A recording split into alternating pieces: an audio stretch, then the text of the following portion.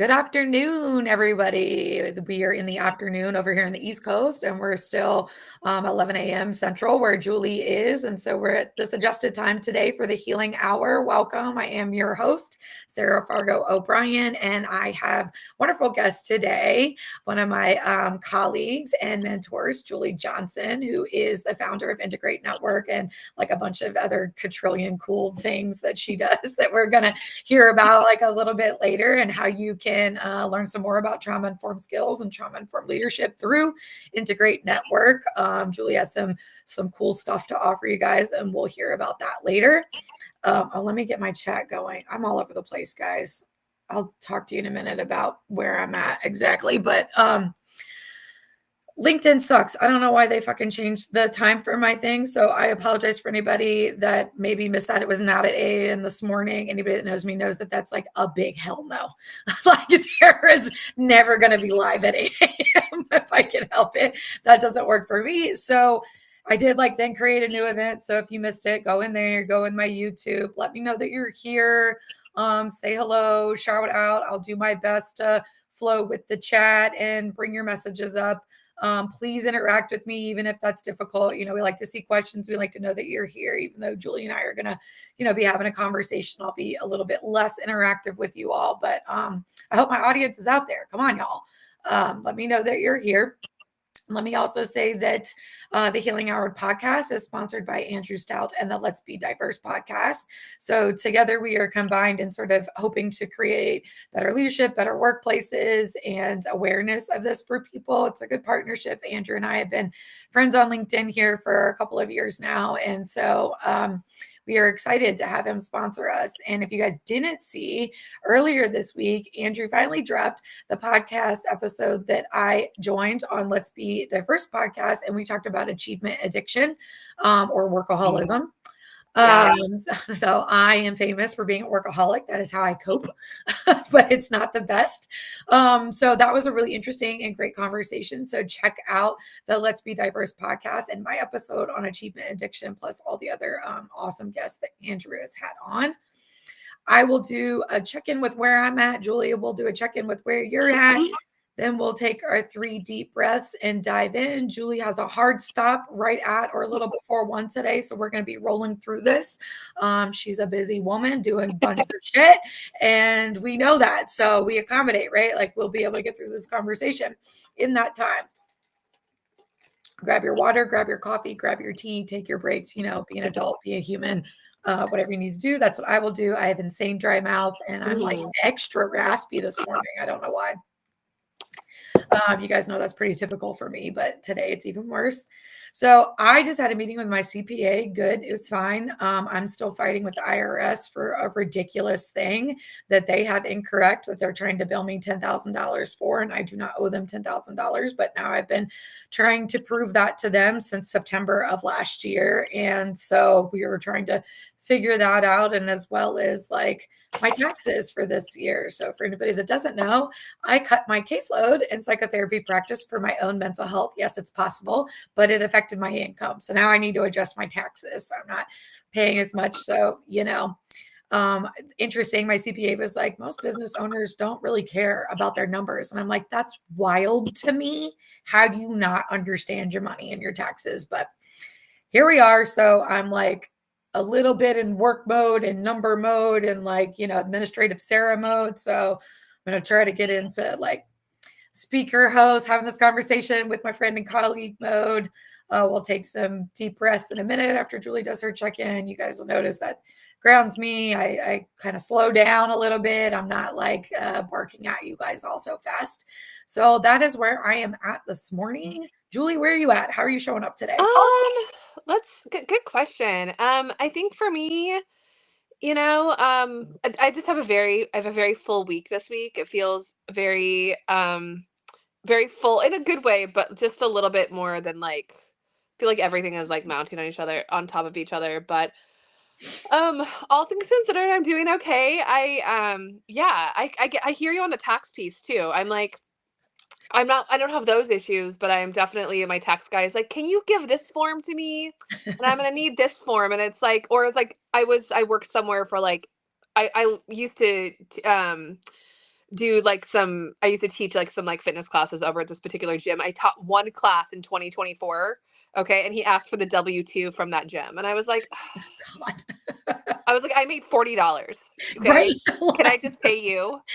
So Like, just add $40 on some other W-2. right. I was like, I assure you it is worth way less than me going over there and asking people for $40 for a W-2. Exactly. Yeah. Right. It's like, are we even So paying taxes on that? Come on.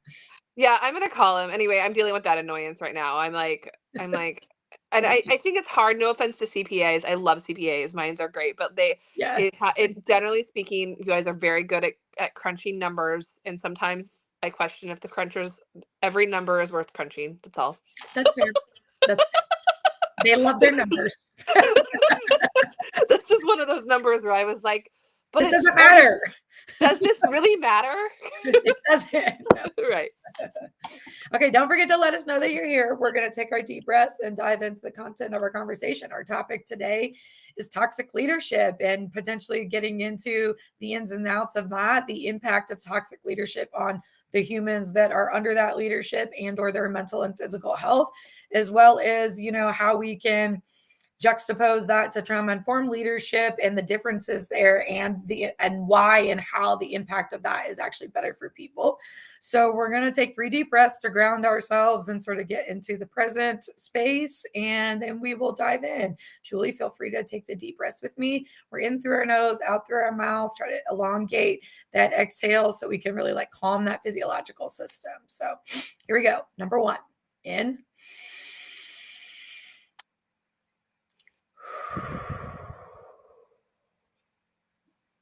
2, and out. 3.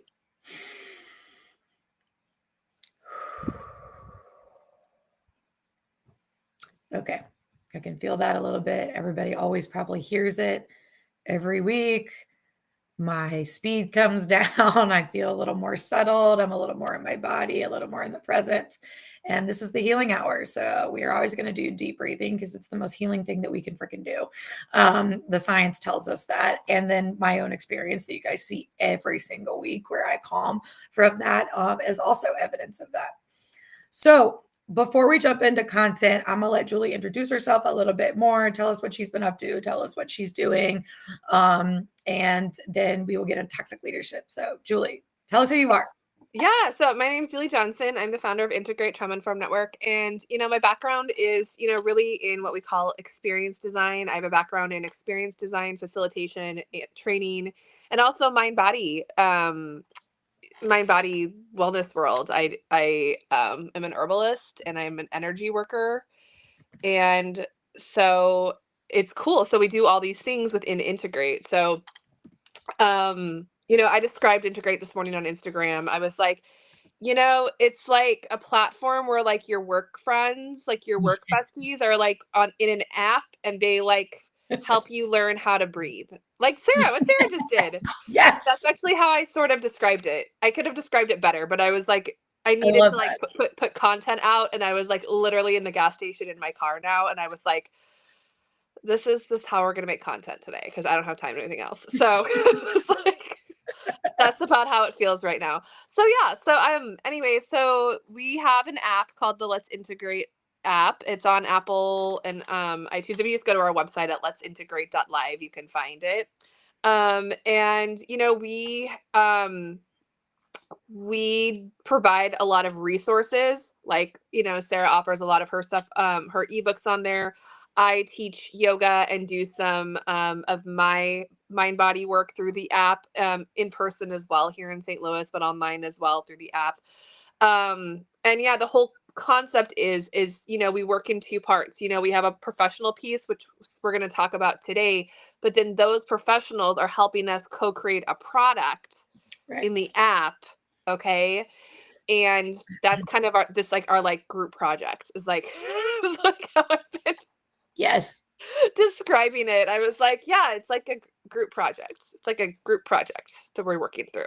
A really like long deadlined group project, Yeah, right? yeah, Like it's a really open-end group project. yeah. It's an Uh, open-ended group project, but that's kind of how we work. And everybody on our yeah, in our network. in everybody in our network, has gone through our training and provides those trauma informed facilitation skills. So, and I will say this because we're going to talk about it later on, is, people are always, when I talk about, our trauma informed certification, I think what makes us a little bit different is there's like, when you go through our trainings, like there's like, okay, I finished the course and I get my certification and like of completion, but then in order to go to for us to feel good putting you out in a product, because I know there's product people on LinkedIn, we ask that you complete like a performance assessment, so Mhm. that way we feel better.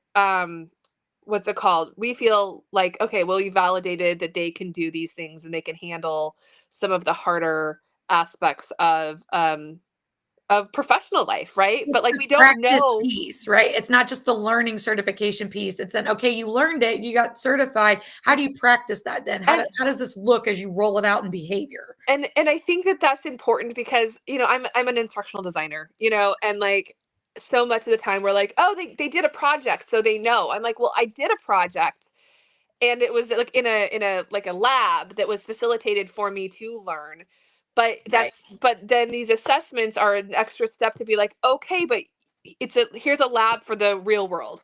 That's right. Okay. The experience of it. Yeah, The right. experience. So we ask you to come in scenario based questions and apply the skills you learned in our training, and then once you score 20 or higher, that puts you in our what we call the affinity group. So that's what Sarah's a part of, and Famia and Katie and Laura and others who hang out with us on LinkedIn. So yeah, so that's a little bit about us, and so it's been really cool. It's been a cool experience, a cool rollout in this iteration of it. We've been around 10 years, so it's been a very iterative process, every single part of it. Yeah, this is where flexibility and adaptability come in, right, Julie? Right.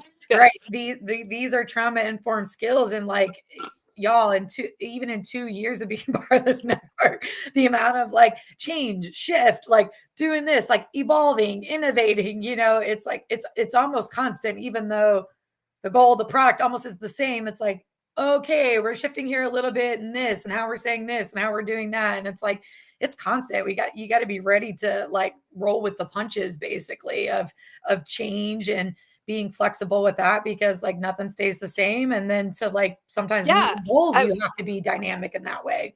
and I think it's funny. This kind of goes to your first point about top down communication. I mean, to Oh a certain yes. degree, top down, but like Laura Miller and I were talking yesterday on the phone about sitting on your hands Yeah. as like a product developer, and because when you are someone, and Sarah, I know you're a fast processor too, so am I, so is Laura.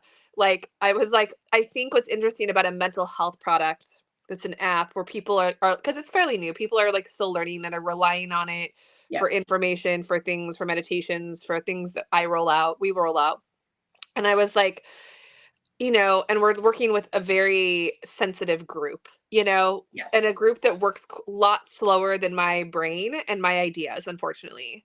And Yes. so God, I feel you. Yes. I was like, I feel that. and I was listening to one of my favorite like podcasters, and he was like, sometimes the creative people, y'all, we got to sit on our hands, okay, because the users aren't ready, okay, they're not ready for your new idea. And I was like, oh boy, yeah, that's true.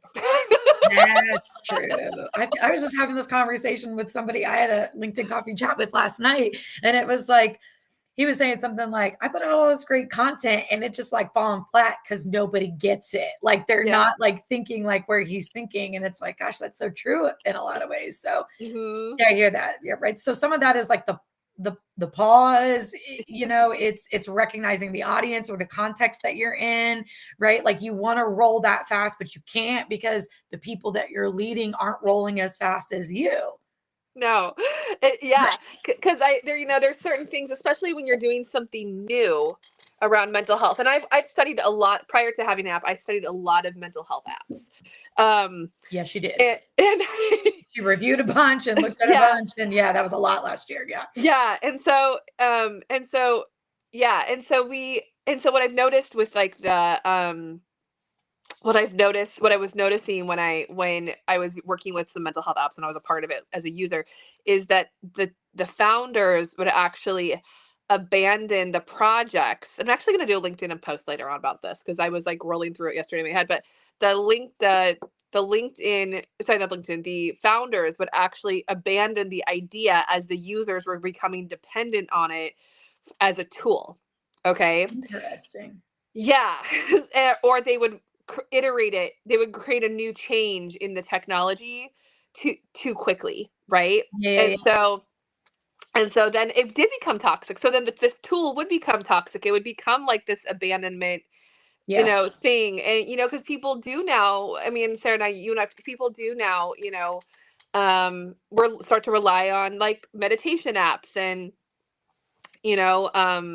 sort of products, using mental health products to help them self-regulate, breathe, Oh, yeah, yeah, right. help. Yes, exactly. And so Mhm. then all of a sudden it's not there anymore, or they change it, or they take a feature away. Mhm. It's just something like I have to think about a lot. Like even myself, I'm like always like, you Yeah, just did that. Whose pace are you going at? This product is not for you. I mean, you benefit from it. You created it. You put it right. out, but at the end of the day, the products we create aren't actually for us. It's for the users of the product, which is Yeah. what needs to be in mind Yeah. through the whole life of the product. Yes. Yeah, Yeah. that would be good leadership. Yeah, it is. And that's why I was like, so when we start talking about like, I was going into course of leadership, I was like, man, product development, it's just something I've been thinking about right now. And I don't think like founders or like tech people, we don't see it. Like I'm an innovator. I mean, I see it because I'm trained in this, but a lot of people aren't, and a lot of people are like, let's iterate, let's do something new and quick, because I don't think people realize that like, that's our nervous system going too quickly. We're doing too fast, too soon. Yep. And then we're like, okay, but where's the users? Because we get bored. And I can't tell you how often I get bored with my own products. And people, just as people are like, that's really cool. And I'm like, girl, I've been here for 6 years, Yeah, right. I'm ready to move on. Right? Yeah, but it's like, what's the purpose of your product, right? Right. For you to move on and keep innovating, or are you trying to do something for users, Right. right? Like Yeah. that comes back to like the mission, Right. kind of, right? Like, am I following through with that? What has Totally. been your experience with, or recognizing, like in a lot of the consulting space that you do, with how leadership functions, either for users or people that work for them, or like things they're rolling out? Like, how do you see that play out? I think lots of times it starts out with good intentions. I think a lot of mental health tech, accessible tech, tech that tries to be apps that try to be inclusive. I work in accessibility as well, or accessible tech. I think lots of times, because I see it in both places. I think founders and developers, I think people's intentions start out really, really pure, and um, they're good ideas, right? And Yep. even that maybe the first prototype, which is UX way of saying your first model, okay, Yep. might be really might get rave reviews, okay? But I think the problem, like I was kind of highlighting, is not realizing, and they're not realizing that sometimes the pace of funding goes much quicker than actual people's behaviors. Does that Yeah. make sense? Yeah. Yes. And so is that also like funding wants innovation and change more rapidly than Yeah. people are ready for it? Right. Okay. They want to Yeah. grow, they want to It's whatever, but we're not ready for that, or the people aren't ready for that, or the right. people Or can't like sustain it. lots of times VC money, I mean, that's a lot of politics, but lots of times, venture capitalists, they need to see that the users are coming quickly. And like when we start talking about mental health, and when we start talking about people starting to use an app, we're talking about people like going slow as a snail. you So know?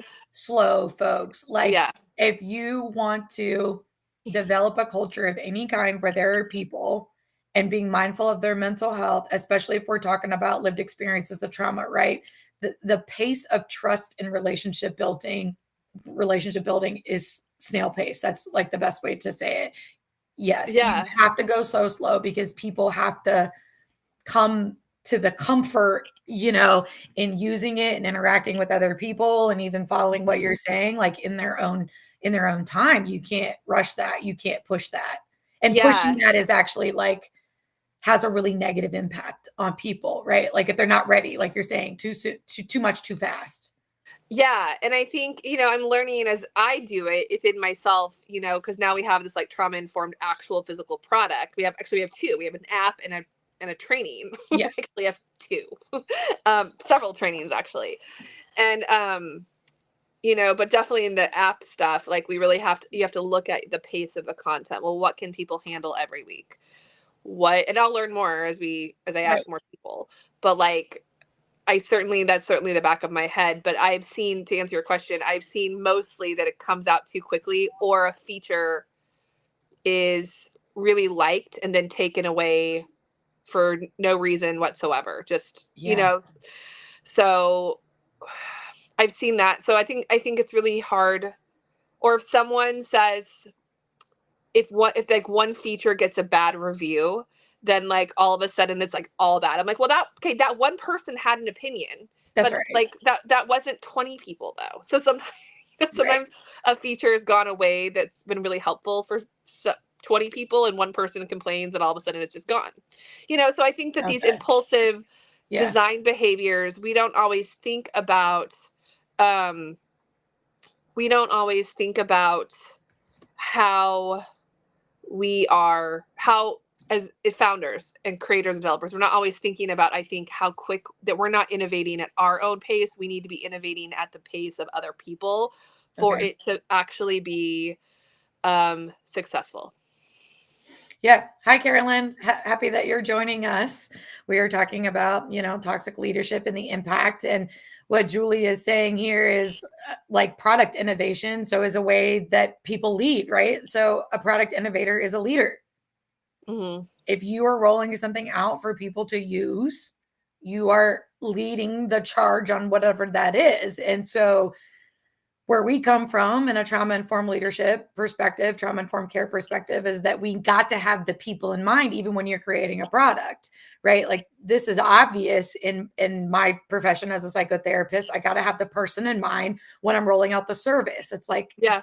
duh, that's what I do. I work with people. However, not in that clinical space, people don't consider the same thing, right? Like you are still working, you're providing a service or a product or whatever. Like if it's a face-to-face service, no matter what it is, if you train, if you teach, if you coach, if you whatever, like you're working with people. And so their experience with your service or with your product should matter to you. I mean, as a psychotherapist, that's huge. If their experience with me is poor, goodbye, fire a therapist and move on, and it's like that needs to be important in more places than just like a clinical space. Yeah. And thinking about people's mental health needs to exist in more than just the clinical space.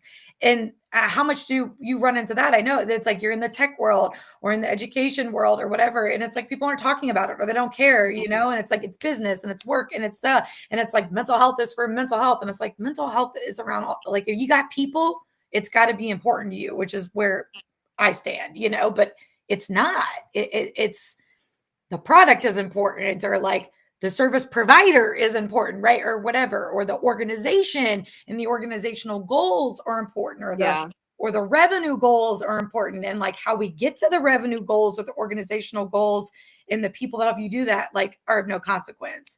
And in toxic or coercive leadership, they like in talking about these things, like it's just not helpful. I mean, if you guys have experienced it, you would know it doesn't feel good.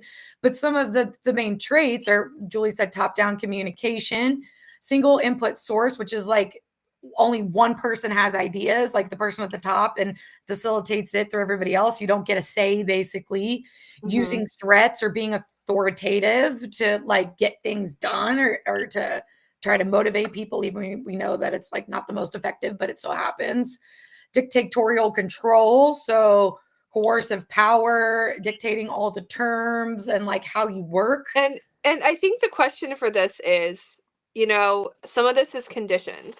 I think that Like I think patterns. that Like, yeah, I mean, like, yeah. sometimes, like, let's go to the tech world. Let's talk about development. We can talk through, through some of, I mean, even some aspects of, I mean, it's something in our culture, but I think sometimes what I've seen is some of these things are so embedded into our, oh, this is just how the corporate world is. This is just how it is. You see what I'm Oh saying? my God. Yeah.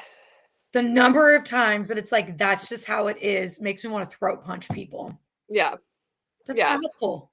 Right. Yeah. And so I think sometimes, like, when we start talking about coercive leadership, we don't even know it's coercive. We don't even know that's a vocabulary word Yep, because it's just the corporate world. And I exactly. think that is like, that's kind of, you know, what I think, part of, I think, the right now of the times is okay, well, what did we give a pass to? We gave a pass to corporate leadership. We gave a pass to because it's just the way that it is. Because I don't think we have the language. I mean, unless you went through narcissistic abuse therapy, which I have been through, like, you're not going to know what coercive is. You know what I mean? Like, no, like, Exactly. you know? And so, Or if like, you experienced it, although you probably didn't call it that. you probably didn't call it that. So Mhm. I think the question we start talking about, these kind of behaviors, use of threats, it's kind of like, well, how much are we conditioned to receive it? And how much are we conditioned to be okay with it? You know? And I talk about that some in the article that I wrote on it is it's and this is my experience, okay, in public mental health agencies, and this is not popular. And people from my local area would be ready to like lynch me probably, for as much shit as I talk about them, but like it's because it's true. And stepping into these positions, how much I was told like this is just the way it is. This is just the way it is. It's like it's just the way it is to take advantage of your clinical social workers. It's just the way it is to underpay us and not respect us. It's just the way it is that you don't support our mental health, but we are to support others. It's just the way it is that you make us work an on-call crisis shift, but you don't pay us a differential. That's Right. fucked up. But Right. it's just the way it is. So Mhm. when you accept the job, you just have to accept all this shit with it because it literally doesn't exist any other way. And it's like, Exactly. that's such crap. And like, we're talking like in a mental health service provider role. So beyond that, can you imagine how much they don't give a shit? I mean, this is like, these are people that understand mental health because they're an agency providing mental health care, right? With service providers, yet Mhm. the way that leadership and the corporation, more the organization works is, yeah, we're all about the service, we're all about the billable dollars, but we don't care about the service provider getting the billable dollars. Yeah. It's like we'll just run you right into the ground, and they do. And it's been wild to me to step out of that and be a private practice 9 years and like sort of get in this world and the LinkedIn world and toxic workplaces and read about it and be like, that was my fucking workplace. Like, Right. and everybody is just saying this is normal. Mental health jobs are just shitty. It's like, it shouldn't be that way though. And it Exactly. doesn't have to be. Everybody is perpetuating the same thing. Yes, like you're saying, like it's a pattern. Like, and then we're just accepting it. And I get that it's hard not to, right? We're talking about like a system thing.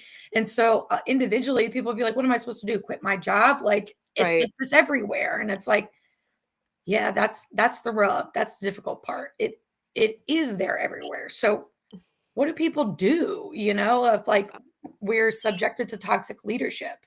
Yeah. Yeah. I think it's always like, well, what's the cost of of this space? And Yeah. I think it always begs the question. I think it's a good question to even always ask ourselves. It's like, well, but do I have to be here? Am I actually stuck? Do I have to have this job? You Yeah. know? Um, because most of the times we're not stuck, and the stories that we tell ourselves about have tos is usually like, you know, I'll speak for myself here. Usually when I'm talking to myself that way, I'm usually like, there's probably like a little bit of some self honesty I need to sit with, you know? Yeah. Right. Yeah. and it's hard. Like, okay, so if we take that example, like, and it was rough. Like at that time I'd been working in, clinical social work for almost 9 years, and was burnt out like before I was 30, Mhm. ready to leave the field and do something different altogether.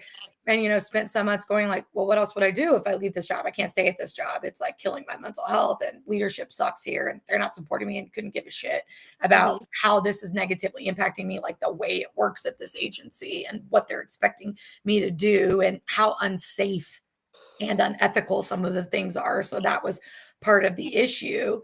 Um, and then it's like, well, what else would I do? I have 2 degrees in this. I have a license in this. I've been doing this for almost 9 years. What else would I do if I work someplace else? And I just told you, Julie, like all the workplaces for mental health are like that. It's like if I just go work for somebody else, I'm just going to get the same thing, and really spending some time on, well, how do I get out of this? Now, I'm not out of it entirely because we still have systems of authoritative control. Like health insurance is a great example of that. And as a private practice provider, like I'm now subjected to some of the coercive bullshit that happens in health insurance, but it's less so than like every part of my work in the agency. So was that hard? Yes. Yeah. Is it easy to do? No. Could I make excuses about it all day? Like I can't start a private practice. Like I just have to keep working at these shitty jobs, or I do something different. So it might not be easy. And, it's not to say that everybody can just like leave their job and start their own business and be successful and there it goes. But it is really trying to consider like, can you make a change if you've spoken up about it, or you can't speak up about it depending on your workplace situation. And let's be honest, most people don't because of fear of retaliation. And let's also be honest that retaliation happens all the time. All the time. All the time when employees speak up about toxicity or coercion at work or in their leadership. They're hushed, or they're Mhm. penalized, or they're, fired, or all kinds of stuff, which is messed up. Like that shouldn't be the case. And so, if you've tried to blow the whistle, it's not changing things, or you're experiencing negative consequences from that, it's not going to be good for your mental health to stay in a toxic workplace. It's just not. Like if anybody see my content this week, the results from the American Workforce Survey have been just super interesting. And it's like over 50% of workplaces are considered toxic by the people Yeah. that work there. That's crazy. Well, I Almost mean, 50%. That's a staggering number. going back to corporate culture, right? I mean, we've seen some overhaul in this in some places in the It's last, good I to know. definitely through COVID. I think COVID was a nice little reminder of, some better work culture, or how just to be mindful of work culture.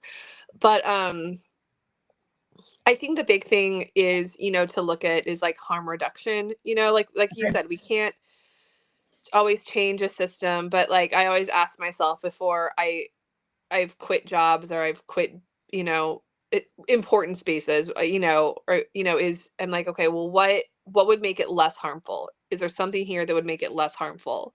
Okay, and then I kind of working my way through that process, Yeah. Okay. Mhm. and then usually I eventually leave, but like it's Right. usually not just like I get Boom. up and leave. Yeah. Usually it's like, well, can I make a policy change? Can I adjust my contract? Can I shift where my office is? Can I shift this, to make And it more And that's all malleable? talking about boundaries, right? Like trying to Yeah. enact some personal boundaries.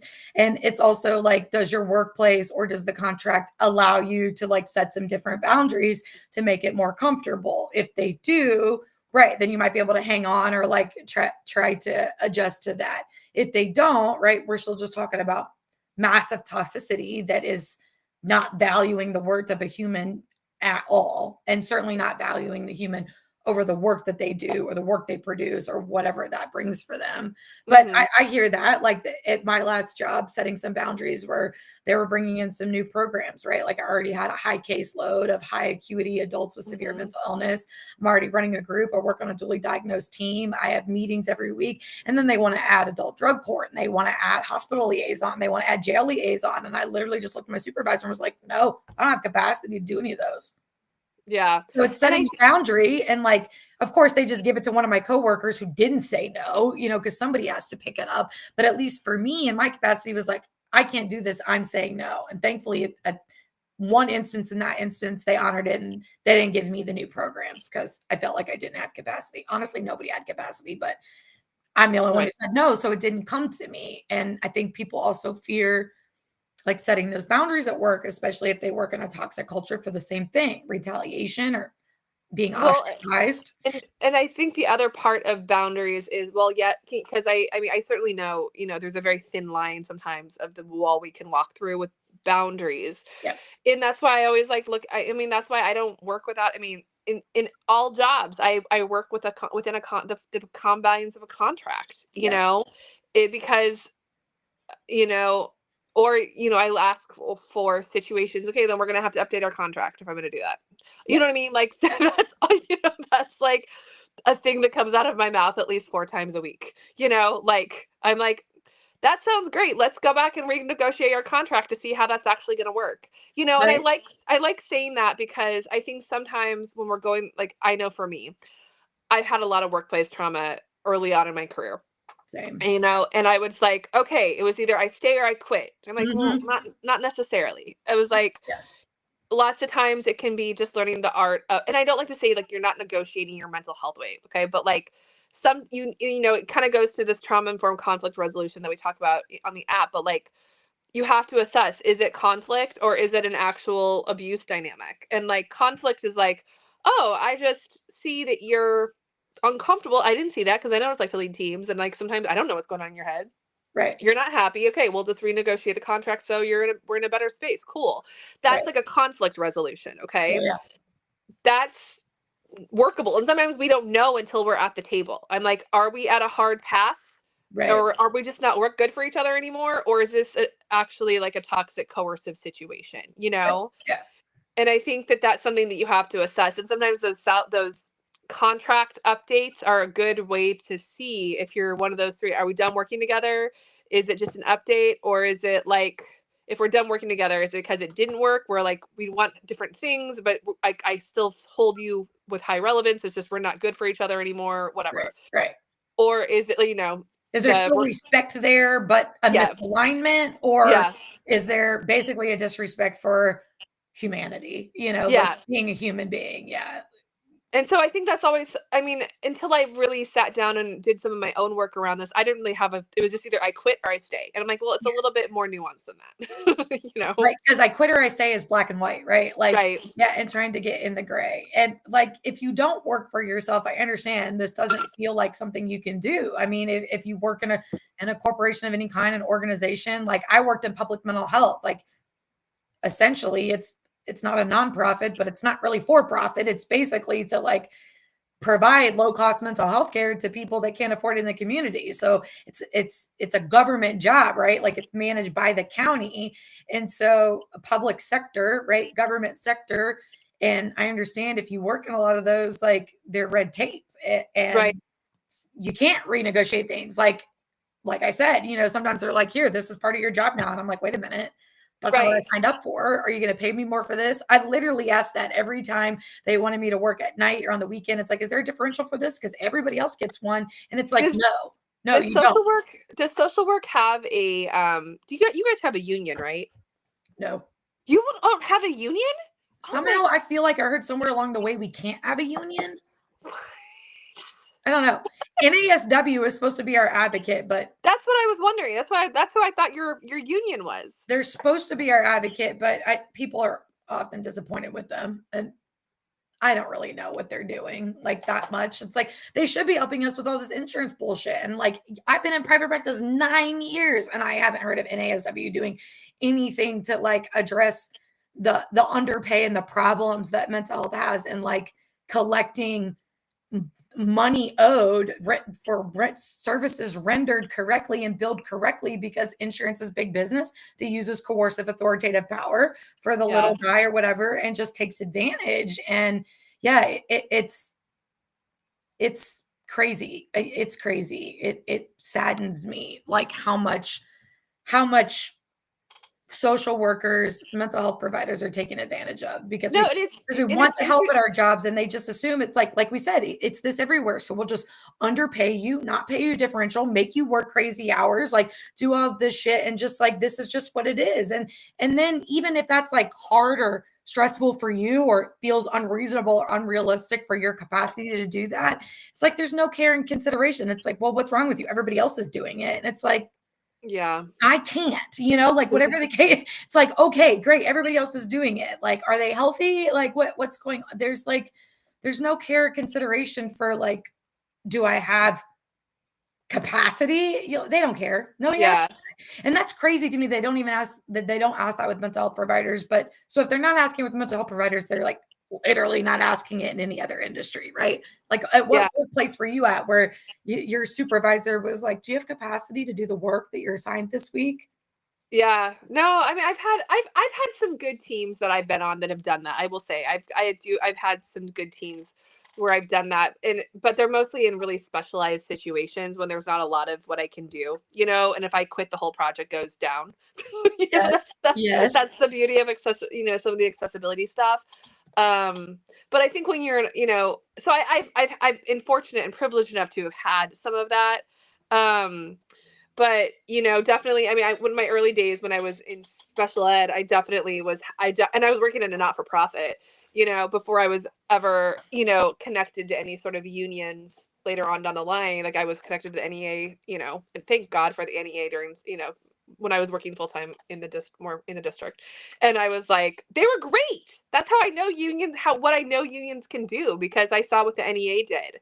Is I'm like, dang, that was really powerful. And I always thought social workers had unions, To my knowledge, no. And I but don't remember where in which I heard it. And I don't know if it's because maybe Nash, I have no idea. I'm going to look into it further after this because yeah, it's but crazy to me. but a lot of us don't. So we are just taught Exactly. to put up with it. And I think that, especially because I do freelance work, I have to watch that with freelance work too. That's why like your contract is like is kind of like your little solo, union, you're like, that's like that's the starting point, but I do think we need more unions, even in like design. I know that there are groups of people that try to unionize, but it's going to become more important, I think, as we move forward in the culture we're in right now.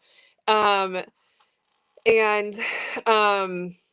but yeah, I think, that's like why, the power of unions is just so important, in tech and everything. Is it we have to start to think about people. They're there to hold Yes. the toxic leadership accountable when Yes. it is absolutely obvious that it's unequitable.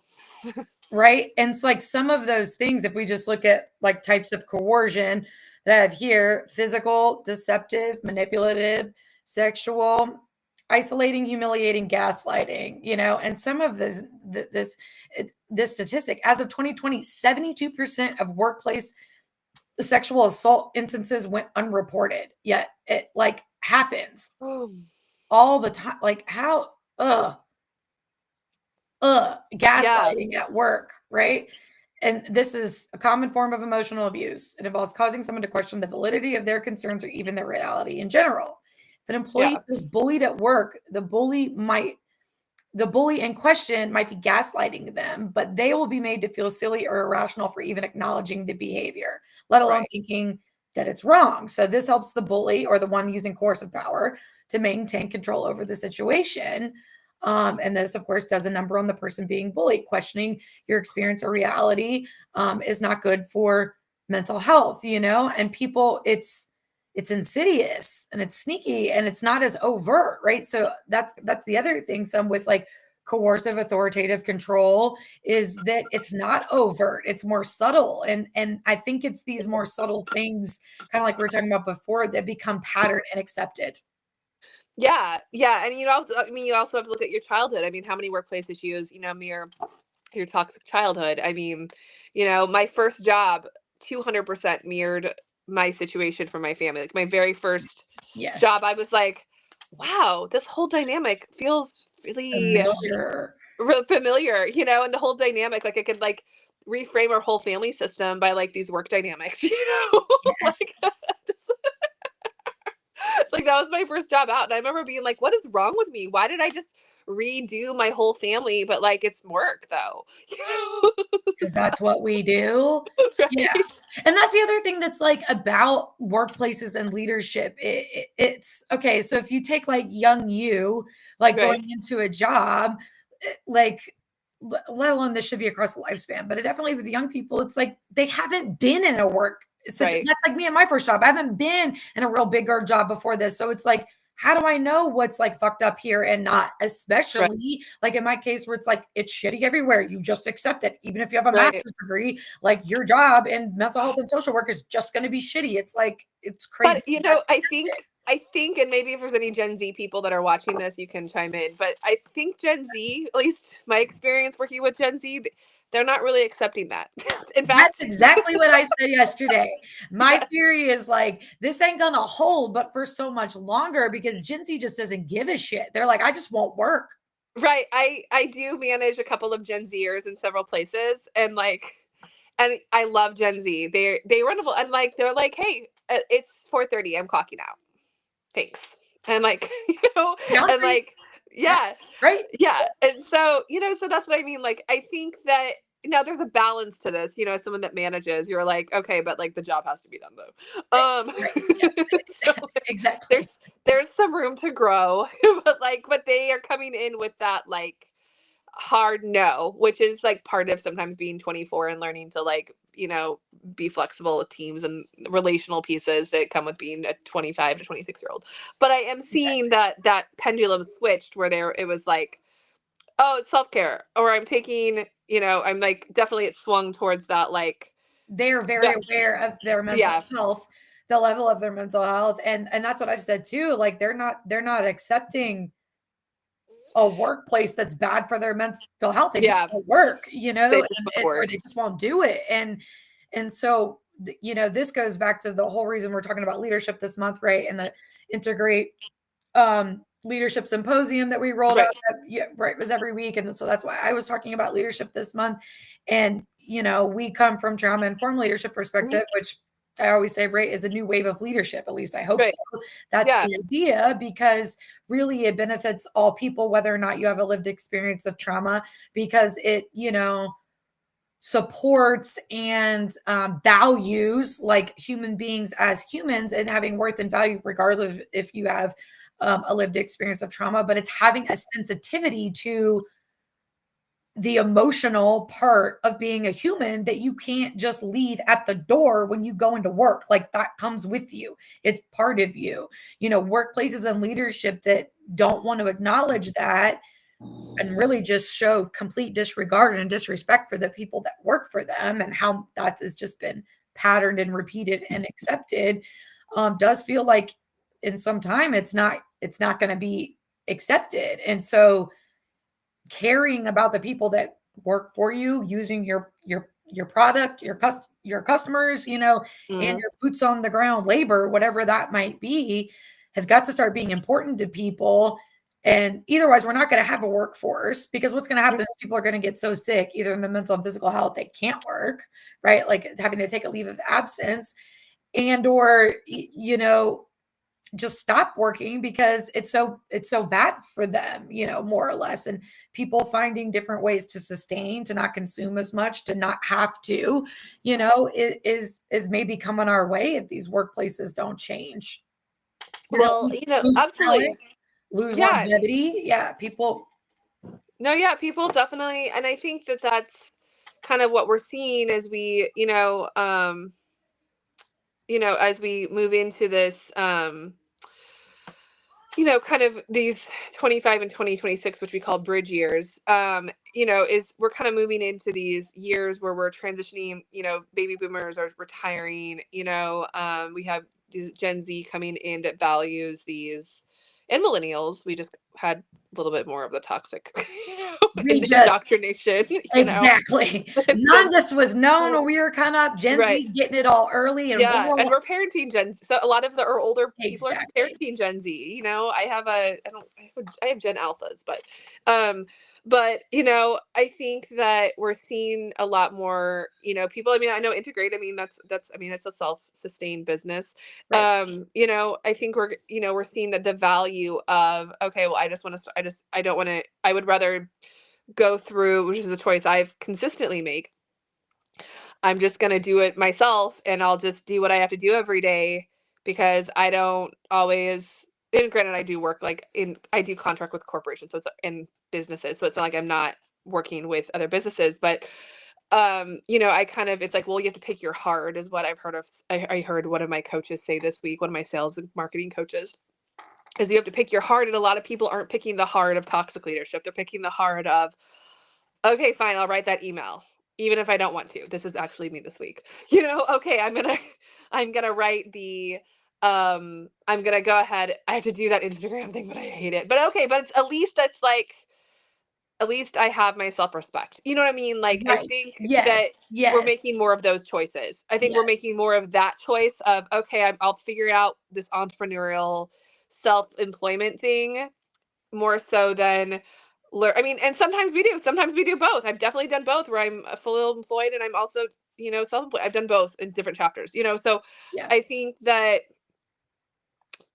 that we're starting to move into those alternatives more so than just, you know, taking it in places because we have benefits. And sometimes you do need benefits. Sometimes you do have to go be an employee at Starbucks, so you do get benefits, That's right. That's why, many people, including me in some ways, we would rather go down that path of employee in different ways for benefits and being our own, in ways that we can choose that are helpful, and running our own business, but running more still in that entrepreneurial space, and holding that so we can sustain working versus working in a and there's nothing wrong with working in corporations. I just want to say there's nothing wrong with that if it's healthy and good. Right. But I do think we have to question ourselves of, when are we just taking it and and we think that that's the only hard, versus knowing there's another hard that we might be more prone to. Right. Entrepreneurship is not for everybody No. at all. Like, You got, at I all. say this to people all the time. It's like, you got want hustle, man. Like, Yeah. there's a natural hustle to people that are entrepreneurs. Even if you don't work 80 hours a week, like, there's Yeah. just a drive and a hustle to like do that, to be innovative, to find the other ways. You Yes. gotta be self-motivated. Right. And so I think that we have to learn to be like, okay, well, what's the heart I'm gonna be in, and if you tend to be a person that works inside of, we call it the hands deck people, the deck people, the deck hands is what I call them on teams, the people that are Yeah. really, and you need those people. You need the people that are going to be like on the deck doing the hard work, taking the boots on orders. the ground. Yeah. Yeah, you need those people. But if you are one of those people, I think it's really good to be like, okay, but not every space has to be like this. And, Right. and what do I need to do to maybe move into a situation that would be a little bit more helpful? So I think that that's where that harm reduction for our boots on the ground people, I think that that's where we can learn to trauma inform leadership ourselves, right? And learn to Yeah. work through that harm reduction and be like, okay, well, what can I do? Can I talk to my boss about renegotiating if you work within a contract? Maybe you don't, but like, or maybe you should ask. Like, Exactly. At the very least, like, a lot of times they told me no, but damn, I asked about everything. Yeah. In my first Yeah. job, they moved us from 5/8s to 4/10s and Yeah. wanted us to work. There were only 6 of us, work every 6th weekend for 20 hours, 8 to 6 Saturday, 8 to 6 Sunday. And then, right. And not paying a differential, girlfriend. I was making like $39,000 a year. And so my team sat down with leadership and was like, time out. We got questions. Who's Right. here? Who's available for safety? A supervisor doesn't work on the weekends. What are we doing then? Right. How do I participate in my faith community if every 6th weekend I got to be here for 10 hours on Sunday, right? And so did they pay us more? No. Did they eliminate everything? No. But they did make adjustments. They took Right. Sunday off. They just made it Saturday. They added some safety protocol, like letting us park in the deck underneath the building instead of down the street and having to walk there by Right. ourselves. They gave us like a supervisor to be able to address. So no, it didn't like change everything and we didn't make more money. It was still a shit situation. But when they first presented it to then what it actually was only different because we advocated for it and asked. Ab- Absolutely, absolutely. So I think, moving forward, because I think, in our last 5 minutes, I think the big thing that I always say is, I mean, that's why we have integrate. That's why we have the trauma informed leadership stuff, is so we learn those skills. And so it doesn't matter if you're in Right. a toxic workplace right now. That's why I love integrate, because I'm like, you don't have to act on this. I mean, we mostly like work with individuals mostly. I mean, I've trained at several organizations and some not-for-profits for sure, and some churches and other things. I've definitely worked and tech and groups and communities, but I would say we definitely, our affinity group is here for the individual mostly, and for people asking these questions to help you learn, well, what am I missing, what's the language that I'm missing, because Empowerment. um and the power, and I love it because in our course we have Candace Cox, who teaches the Chaos I call mindset. it trauma informed mindset, chaos mindset. It's based off of cognitive and DBT skills is really what her chaos mindset is, and trauma relational trauma relational therapy. I think that's what it's called. PRT. Yes. Yes. So I was like, I've had to promote it so many times that I'm not sure which word goes before, but like, yeah. But PRT. it's really good, and she really makes it concise. But I love chaos Yeah. mindset for that purpose, because it teaches you that self empowerment in a really cohesive way. 4 skills gets you to the root of the problem. Yep. Sometimes it is how you're processing it, and sometimes it's the environment. That's right. you know and sometimes it's both. And I really like, with her skills, she like teaches you how to process that in a way that is very attainable you Right, know and it's helpful for you, like we're saying, okay, so we're talking about toxic leadership today, and, pie in the sky, like, if I had a magic wand, it'd be great if we could just, like, fucking change it across the board, right? hmm Like, and just, like, one fell swoop, everybody is a hmm trauma-informed leader. We know that ain't gonna happen, right? We know systems don't change that fast, if at all, and so instead of being discouraged, and, like, it does piss me off, and I get really enraged with like the statistics and hearing my own hmm experience with toxic hmm workplaces. But if we know that that system isn't going to change right now, what trauma informed skills and trauma informed leadership does gives you self leadership to take yeah, better care of yourself, to maybe limit the negative impact from the toxic culture that you're in, that you're yeah, maybe not in a place to get out of because you need the job and da da da da da, yeah, right? But it's like, can you still try to find somewhere some more safety, even if it's not going to be in the culture, the environment, and the leadership? And yeah. these skills give that back to individuals when we're in a space where we can't really change the system that we're in. Yeah, and that's what I like about, I mean, our approach is that, like, well, how are you, how can you empower yourself even if the systems around you are oppressive? What is happening within you that to make it, to harm reduce, to slowly begin to reduce harm to yourself, and And I you think know that's the thing. People are like not thinking about reducing harm to mhm, themselves. They're thinking about like how the outside can reduce harm to them. I mean, that's very important. We need that.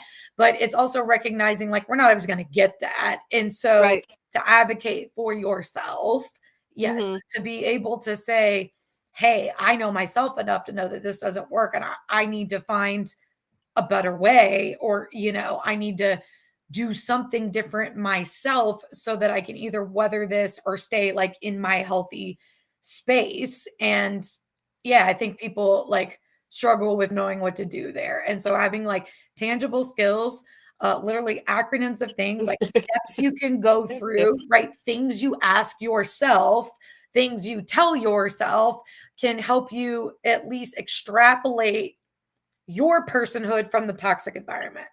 Exactly, exactly. So yeah, so that's what we do, and that's what our training's all about, is teaching, us how to Candace is the co-facilitator. So it teaches you those skills, and it teaches you the communication skills that you need to help you hold space for yourself and hold space for others. both, Yeah. Yeah. because at the end of the day, it's a little bit stoic. It's a little bit, we can't always, as much as I love trauma informed care and I love the justice piece, I'm like all into social justice and equity. My whole job is based off of equity. But like, but I think that sometimes we have to be able to realize our locus of control, because Mhm. this work can be really hard. And that's why I like how we do make it about interpersonal skills, because it's about, we need ourselves to be empowered internally so we can empower, communities and the wider, Exactly. And the if wider you're collective. and if Julie's getting ready to bounce out, and when she does, I'll just wrap us up. So I'll stay on. And so Julie, just bounce when you need to. But the last thing I wanted to say about that is, and then so we're talking about self-leadership, even if you're the boots on the ground, like not in a Right. position of leadership. However, if you are in a position of leadership, this absolutely will be helpful for you. And if Yeah. you care at all about the people that you're leading, even if your whole corporation doesn't give a shit about them, but you personally want to be a better leader for your team, these skills are going to help you too. So not only for the self-leadership, but if you're actually in a leadership position, these interpersonal skills are going to help you do that better. Yeah. And like, who doesn't want to be like, yeah, I have, like, I mean, not to like, be like, I'm such a great person because I've been through this, but like, don't we want to have good people skills? It's literally what makes the world go round. And we're talking about generations, right? Millennials and Gen Y got fucked in Right. the social emotional learning, right? We Like, really so the did. generation before us never knew anything about it. So nobody was upset and getting traumatized, really. And Right. then Gen Z has learned about it really early. And so millennials are just in this fuck, like we're in this toxic thing and we're trying to change it at the same time. And so it's like, yes, people need these interpersonal skills. It literally makes everything go Yeah. around. And we've now learned, and there's now science and a lot more research about the importance of that we're trying to implement. And so if you work with a millennial, God, please just give them a hug and have some grace, because we've been dealing with some hard shit. Yeah. Boomers were like some tough MFers, y'all. Like, Yeah. not soft, not gentle, right? And like we have a lot of that coming up.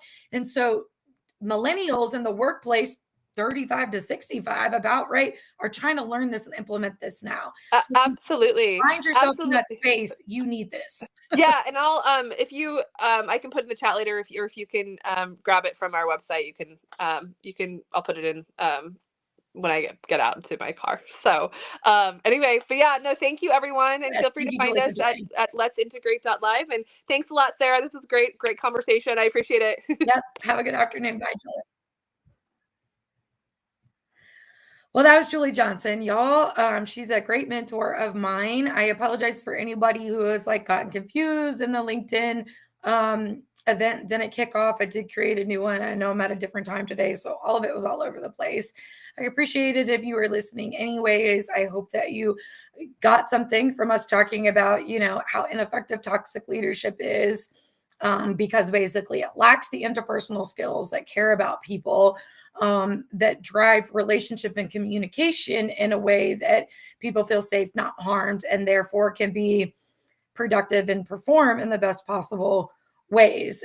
Trauma informed leadership basically paves the way for that. There are not a lot of cons to this type of leadership. It's not harming people, even people using toxic leadership. If we approach them with our own trauma informed leadership, it's certainly better for us and on our nervous systems. And whether or not the toxic leader is taking it in or gives a shit, it is still good for them, and recognizing that somebody is interacting in an interpersonal way, that shows respect and worth and value, for humans. It's not just like what we use. And to go back to Julie's point in the beginning with products and mental health apps and venture capitalists, it's like, I get it. You guys start with something good in mind, but like Julie's saying, that can't stop. It can't just be about how many users you have and how many dollars you're making, and it doesn't matter how you get there. So then you end up selling information. That's wrong, guys. Like, it's exactly too much too fast. And because you want to go like this, and in your growth and in your revenue, you don't care who you're stepping on and destroying in the process. But selling information for people that are accessing mental health apps because they have mental health difficulties is so wrong And if you don't see that and you are funneling money into a mental health app and that's what you're pushing, back up. You are wrong. And I'm going to say it loudly. You are wrong. It is not okay to do that. You cannot sell information to make a dollar. It should not be allowed. It's crazy to me that it is, especially if you're in the mental health space or you're developing a mental health product. We're talking about a sensitive, marginalized, disenfranchised community anyways, that don't always understand, depending on the state of their mental health, what happens with their data, what happens when they use this app. If you're not clear about it and you're doing nefarious shit behind the scenes to make a buck or to please your venture capitalists or to get more users, you're wrong and your product sucks. Like, I don't care what it is. You're not valuing people. And at the end of the day, it's going to be harmful to people. It should be obvious, but again, we have to say these things out loud. Just like 72% of sexual indiscretions in the workplace go unreported. Why? They're afraid of retaliation. And a lot of times people don't have the option in those situations to just be out of a job right now. And so we endure a bunch of bullshit, a bunch of harm at the result of toxic and coercive leadership that cares more about profits than they do people, or cares more about productivity or users or numbers or whatever it is than they do people. And you're really just like stamping down the health and wellness of people in the process. So it's not just like you're stamping down their self-confidence, because that's true too, or their self-worth. You're literally destroying people's health with the way that you lead, run your business, or develop your product. And if you don't think that that's true, then you haven't read enough or not pulling your head out of your ass or your head out of the clouds to be able to see the statistics on that and the science and the evidence around that. Like, if you're using coercive control or you are promoting or otherwise being complacent and you're a leader in a toxic workplace environment, you're actively harming the people that work there for you. We're shortening the lifespans, and people's mental and physical health are going in the shitter because of the places that they work. And the places that they work don't care about them as humans, but only care about like what they're doing in terms of the work or the organizational goals. And that really needs to like flip. And it, like Jolie was saying in the beginning here, it's like that this is pattern. We've all come to accept this, which is just sad and disheartening to me because it's not okay and we need to stop accepting it. And so at the very least, if you employ these trauma-informed skills to yourself and caring for yourself and creating like more safety, calm, and nervous system regulation for yourself, despite of a toxic environment, that is still doing something to move us in the new direction. So this kind of wraps up like my month on focusing on leadership. I'm going to be still talking about it into some degree. And I have another one of my great colleagues from the Integrate Network Affinity Group, Jenna Little, is going to be joining me next week. And she is a somatic practitioner, a mental health provider like me. And she provides services around somatics and somatic healing. For those who don't know, soma means body. So we're just talking about body interventions and a lot of physiological and body interventions to manage self, to regulate. And Jenna and I are going to be talking about that and how it applies to leadership and essentially good leadership, trauma, and informed leadership. And that will be next week. I think that date is April 3rd, but I'm real bad at, April 3rd, real bad at doing math in my head. And then we will see who else I maybe have down the line. I haven't quite decided what my theme for next month is going to be, but I will continue to bring on guests as appropriate. I hope that you have found my leadership topics this month informative. We had our special edition and talking about building resilience and recovery in teams, the Johan Tokra at the beginning of the month. And then I talked about my leadership framework and my leadership acronym on how to apply these skills, knowing what they are. We had Famia on last week. She and I were talking about trauma-informed leaderships and relationships and how that really goes to facilitate relationships.